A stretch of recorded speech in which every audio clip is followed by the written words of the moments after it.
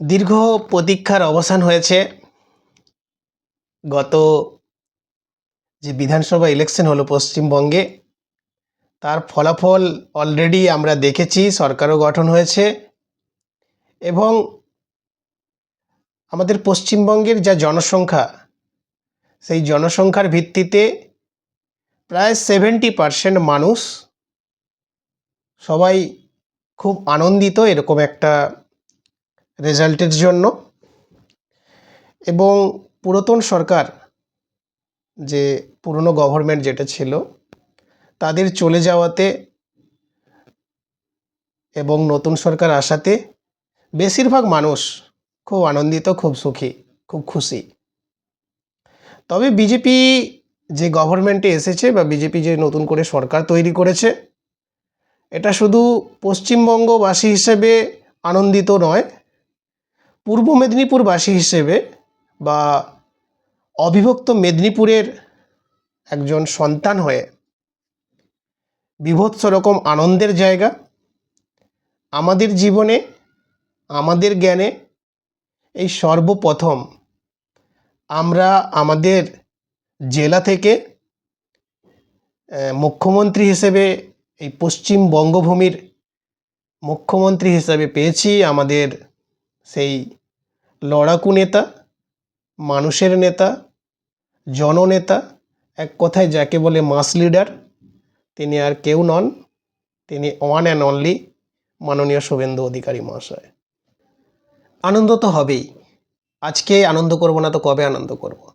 প্রত্যেকটা পশ্চিমবঙ্গবাসী আজকে আনন্দ করবে না তো কবে আনন্দ করবে? আর আমার মনে হয় এটা দল মত, জাত ধর্ম সব কিছু ফেলে এই মুহূর্তে আনন্দ করার দিন। আনন্দ করুন।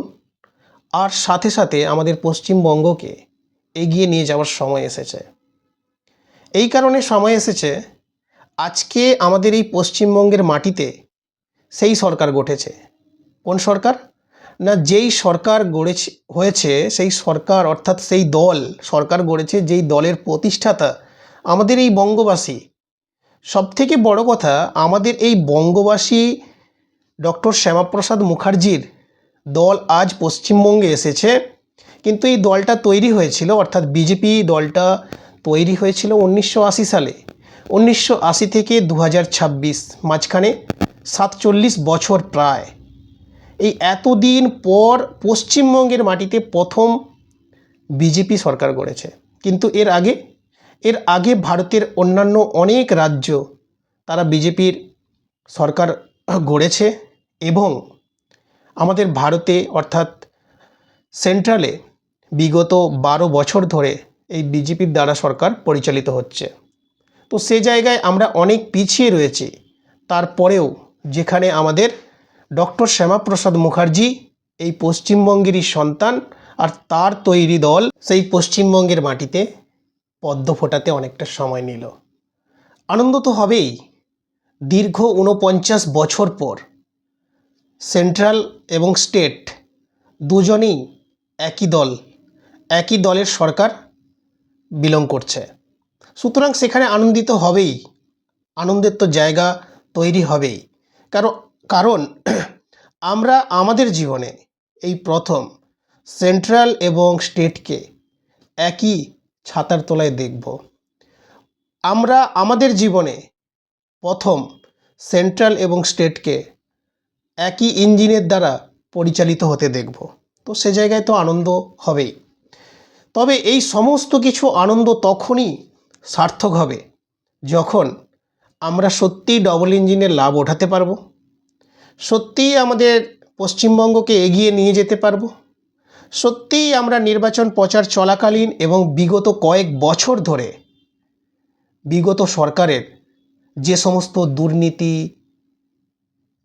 তোলাবাজি, দাঙ্গা হাঙ্গামা, বিভিন্ন রকম ইস্যুতে আমরা বিরক্ত হয়ে আজকে আমরা নতুন সরকারকে এনেছি, নতুন দলকে ক্ষমতায় এনেছি।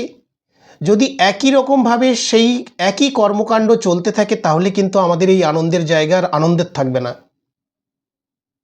তো এই রকম নানান রকম ইস্যুকে সামনে রেখে, ইস্যুর বিরুদ্ধে লড়াই করে আজকে বিজেপি বিশাল ভোটের মাধ্যমে, বিশাল একটা জনমতের মাধ্যমে আজকে বিজেপি ক্ষমতায় এসছে। এতে প্রত্যেকটা বঙ্গবাসীর, প্রত্যেকটা বাড়ির, প্রত্যেকটা মানুষের সমর্থন রয়েছে। সমর্থন যদি না থাকতো আজকে বিজেপি এই জায়গায় আসতো না এবং এসে সরকার গঠন করতো না। এই জায়গায় কোনো অস্বীকার নেই, কারোর অস্বীকার করার জায়গাও থাকবে না আশা করি। আমাদেরও দীর্ঘদিনের একটা ডিমান্ড ছিল যে যদি পশ্চিমবঙ্গে বিজেপি আসে, আমাদের জননেতা, আমাদের দলনেতা, আমাদের জনগণের নেতা, আমাদের মাস লিডার শুভেন্দু অধিকারীকেই মুখ্যমন্ত্রী হিসেবে দেখতে চাই। যথারীতি আজকে 20 দিন সরকার গঠিত হয়েছে, শুভেন্দু অধিকারীও মুখ্যমন্ত্রী হয়েছে।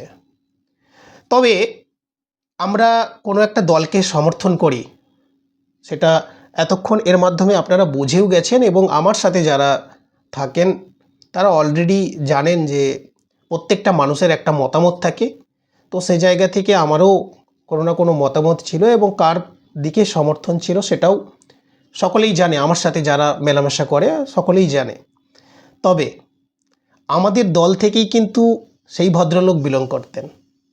তিনি আর কেউ নন, তিনি ছিলেন অটল বিহারী বাজপেয়ী। অটল বিহারী বাজপেয়ী বলেছিলেন, যদি তুমি তোমার দলকে ভালোবাসো তাহলে অবশ্যই দলের সমালোচনা করবে। তা দলের সমালোচনা তো করতেই হবে। কী সমালোচনা? না, দল নির্বাচনে চলাকালীন, নির্বাচন প্রচার চলাকালীন যে কথাগুলো বলেছিল সেই কথাগুলো ঠিকঠাক ফিল করছে কিনা। প্রথম কথা কি বলেছিল? শ্রমিক ভট্টাচার্য বলেছিল প্রথম কথা, যেদিন আমাদের সরকার প্রতিষ্ঠা হবে আমরা কিন্তু নবান্ন থেকে নয়, রাইটার্স থেকে সরকার পরিচালনা করব। ভোটে জেতার পর, বিশ্বাস করুন, ভোটে জেতার পর আমার সবসময় ওই কথাটার দিকেই মাথায় ছিল যে ওই কথাটা কখন শ্রমিক ভট্টাচার্য বা শুভেন্দু অধিকারী কখন ডিক্লেয়ার করবে যে আমরা নবান্ন থেকে নয়, রাইটার্স থেকেই সরকার পরিচালনা করব। এবং যথারীতি ওনারা মাথায় রেখে ঘোষণা করলেন যে আমরা রাইটার্স থেকেই সরকার পরিচালনা করব। একই রকমভাবে আমরা ভীষণ খুশি এই কথা শুনে। আমরা এটা ভেবেছিলাম যে না, আমাদের নেতা, আমাদের যারা নেতারা রয়েছেন তারা আপাতত ভিড়ের মাঝখানে যে কথাটা বলেন সেই কথাটাকেই মেনে চলার চেষ্টা করেন। সত্যি আনন্দের জায়গা, খুব ভালোবাসার জায়গা, ভালো লাগার জায়গা, আনন্দ পেয়েছিলাম। এবং মুখ্যমন্ত্রীর এই 20 দিনের যে সরকার পরিচালনা করা বা যে সমস্ত স্টেপ নেওয়া, এটাও খুব আনন্দের জায়গা, ভালো লেগেছিল। এক জায়গায় একটু খারাপ লাগছে, জানি না এটা খারাপ লাগছে না আপনারা ঠিক করে বোঝাতে পারেননি, না আমি ঠিক করে বুঝতে পারিনি। যদি বলেন কি, তাহলে বলবো অন্নপূর্ণা ভাণ্ডার নিয়ে। অন্নপূর্ণা ভাণ্ডার, এই অন্নপূর্ণা ভাণ্ডারের কথা তখনই এসেছিল যে লক্ষ্মী ভাণ্ডারকে রিপ্লেস করে অন্নপূর্ণা ভাণ্ডার হবে। তার মানে ব্যাপারটা ঠিক এইভাবেই যে আজকে যারা লক্ষ্মী ভাণ্ডার পাচ্ছে তারাই আগামী দিনে যদি বিজেপি সরকার ক্ষমতায় আসে অন্নপূর্ণা ভাণ্ডার পাবে। তাহলে ব্যাপারটা সরাসরি এইরকমই হচ্ছে যে লক্ষ্মী ভাণ্ডারের জায়গায় অন্নপূর্ণার চলে আসবে। কিন্তু আপনারা সরকারে এসে দেখলেন যে লক্ষ্মী ভাণ্ডার অনেক অবৈধ নাগরিক পাচ্ছে। খুব ভালো কথা, অবৈধ নাগরিকদের নাম তো কাটতেই হবে, এতে আমিও সমর্থন করি না। অবৈধ নাগরিকরা কেন লক্ষ্মী ভাণ্ডার পাবে? আপনারা ডিরেক্ট বললেন যে আপনারা ডিবিটি লিঙ্ক করাতে হবে, ডিবিটি লিঙ্ক করানোর মাধ্যমে লক্ষ্মী ভাণ্ডার থেকে রিপ্লেস হয়ে অন্নপূর্ণা ভাণ্ডারে চলে যাবে। আমরাও এইভাবে বুঝিয়েছি প্রতিবেশীকে, বাড়ির মেয়েদেরকে, যে কাউকে যারা লক্ষ্মী ভাণ্ডার পেত, যাদের এসআইআরে নাম কাটা যায়নি, যারা বৈধ ভোটার, তারা ডিরেক্ট বেনিফিশিয়ারি ট্রান্সফারের মাধ্যমে তাদের অ্যাকাউন্টে 1 জুন থেকে অন্নপূর্ণা ভাণ্ডার চলে আসবে। কারণ আপনারাই বলেছেন, আপনারাই বলাতে আমরা জাস্ট সমর্থক, সাপোর্টার। আমরা বুঝিয়েছি আমাদের প্রতিবেশীকে, আমাদের পাড়ার মেয়েদের, আমাদের বাড়ির মেয়েদের বুঝিয়েছি। কিন্তু গতকাল আপনারা একটা 12 পাতার, অর্থাৎ যদি আমি সরকারের পক্ষ থেকে যে পেজটা রয়েছে শুধুমাত্র সরকারি ব্যবহারের জন্য বলে যে পেজটা রয়েছে সেটা যদি আমি ধরে নিই, তাহলে 13 পাতা আপনারা 13 পাতার একটা ফর্ম আপনারা রিলিজ করেছেন গতকাল। এবার এই 13 পাতার ফর্মে রয়েছে শুধু যে বা যারা মানে অন্নপূর্ণা ভাণ্ডারের জন্য আবেদন করবে, শুধু তাদের পরিচয়পত্র বা তাদের ব্যাঙ্ক অ্যাকাউন্ট ডিটেলস, তাদের শিক্ষাগত যোগ্যতা নয়, পুরো হেড অফ দ্য ফ্যামিলি থেকে শুরু করে কতজন সদস্য রয়েছে প্রত্যেকের ডিটেলস, প্রত্যেকের অ্যাকাউন্ট ডিটেলস, প্রত্যেকের জন্ম তারিখ, লিঙ্গ, এভরিথিং। এমনকি সেই কোনো পরিবারের সদস্যের চার চাকা রয়েছে কিনা, তিনি জিএসটি দেন কিনা, তিনি কোনো ব্যবসা করেন কিনা, তিনি কোনো ইনকাম ট্যাক্স দেয় কিনা, স্যার এগুলো ঠিক বুঝতে পারছি না, এগুলো চাওয়ার কারণ কি? এবার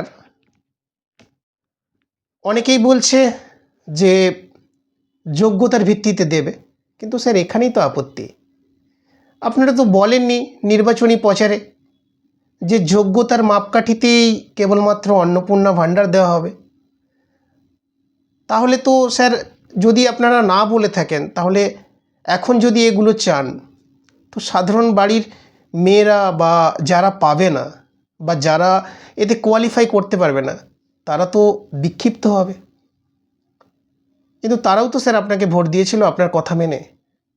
তো যখন তারা বিক্ষিপ্ত হবে, আমাদের মতন ছোট ছোট সমর্থক, আমরা যারা কোনো দিন আমি বিজেপির ফ্ল্যাগ পর্যন্ত কোনো দিন ধরিনি, কি তারপরেও বিগত সেই 2014 থেকে সমর্থন করি এবং বাড়ির মেম্বার্সদের বা প্রতিবেশীদের বুঝিয়ে চলেছি।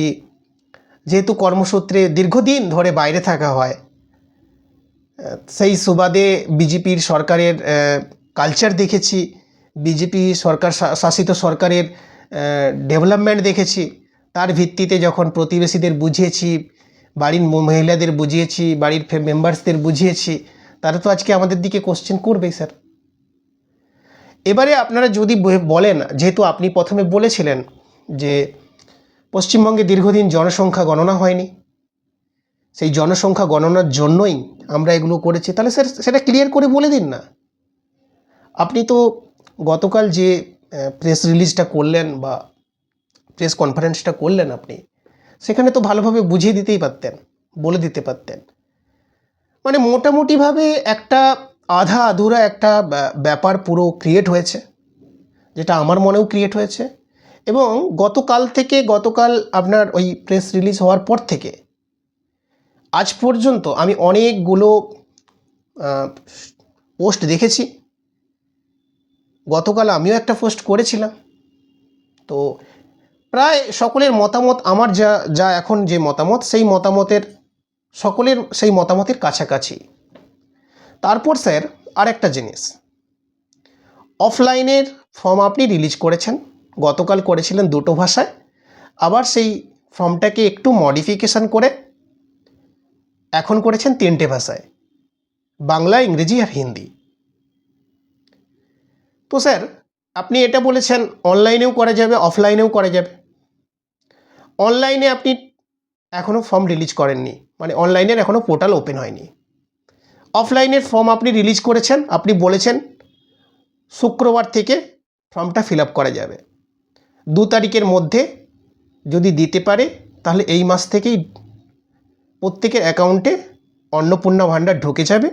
আর যারা ফিল করতে পারবে না, তারা পুরনো ব্যবস্থা অনুযায়ী, অর্থাৎ লক্ষ্মী ভাণ্ডারের যে 1,500 টাকা, সেটাই তারা পাবে। আবার আপনি এও বলেছেন যে আগামী 3 মাস পর্যন্ত ফর্ম ফিল আপ করার সময় রয়েছে। স্যার আবার আপনি সাথে সাথে এটাও বলেছেন যে কাউকে তাড়াহুড়ো করার দরকার নেই, কারণ 3 মাস সময় রয়েছে। স্যার আপনি কিন্তু এটা বলেননি যে 3 মাস পর, অর্থাৎ 2.5 মাস পর পর্যন্তও যারা 3 মাসের একদম শেষের দিকে গিয়ে যারা ফর্ম ফিল আপ করবে, তাদেরকে আপনি জুন থেকেই টাকাটা পুনরায় দেবেন, এটা তো বলেননি। তাহলে তো প্রত্যেকেই চাইবে স্যার, যত তাড়াতাড়ি ফিল করতে চাইবে তত তাড়াতাড়ি তারা 3,000 টাকা করে পাবে, তারা 1,500 টাকা করে কেন নেবে স্যার? স্যার এই জিনিসগুলো স্যার ক্লিয়ার করে দিন, নাহলে কিন্তু মানুষের মধ্যে খুব বিভ্রান্ত। আর যদি বলেন যে পার্টিকুলারলি বা স্পেসিফিক আমার কাছ থেকে জানতে চান, তাহলে as a human being, as a একজন সাধারণ নাগরিক, সুবুদ্ধিসম্পন্ন নাগরিক, সুবুদ্ধিসম্পন্ন পশ্চিমবঙ্গবাসী হিসেবে আমি বলবো এই যত সমস্ত ভাতা আছে না, সব বন্ধ করে দিন। আর যদি দিতে হয় সেই সকল যোগ্য ব্যক্তিদের দিন।